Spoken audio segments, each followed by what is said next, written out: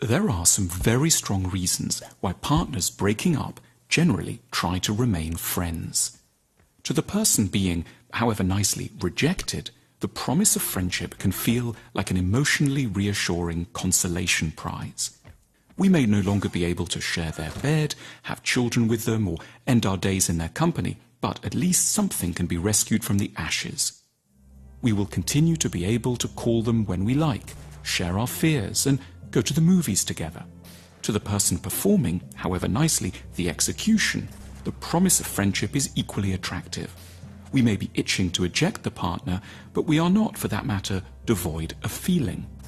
We are, as we might say in sentimental moments, extremely fond of the soon-to-be ex. We just don't want to end our time on earth with them, let alone reject all sexual possibilities in their name. Furthermore, we're deeply attached to the idea that we're not monsters, and as we know, nice people always try to be friends with their exes. The arguments may sound wise, but from close up they are deeply fraught and in their own way a catastrophe for both sides. For the rejected party, the step from lover to friend is an eternally humiliating demotion. To go from the idea of a joint lifelong future to a dinner every second Thursday is, to put it mildly, a come down. Worse, every sighting of the ex is guaranteed to reignite hope, and then further insult. One isn't acquiring a friend, more an unwitting torturer. As for the executing party, the ex is a constant reminder of guilt and ruthlessness. One can't even ever be too kind, lest one's intentions be misread, and after a few drinks they burst into tears or attempt to make a move.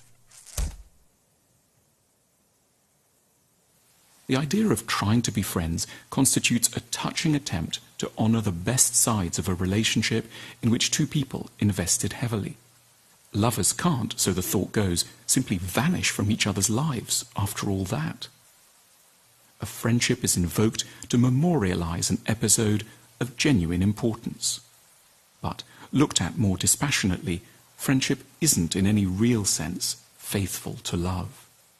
Friendship with an ex does a grave disservice both to the memory of the relationship at its height and the merits of intimate friendship.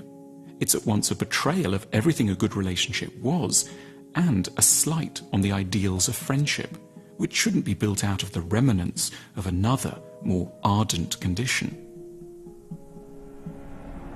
What we should replace love with isn't friendship, but that far more honest state, civil distance. That and a real assurance that the relationship, in its best and most enduring light, will always live on in the one place it can safely always do so: memory.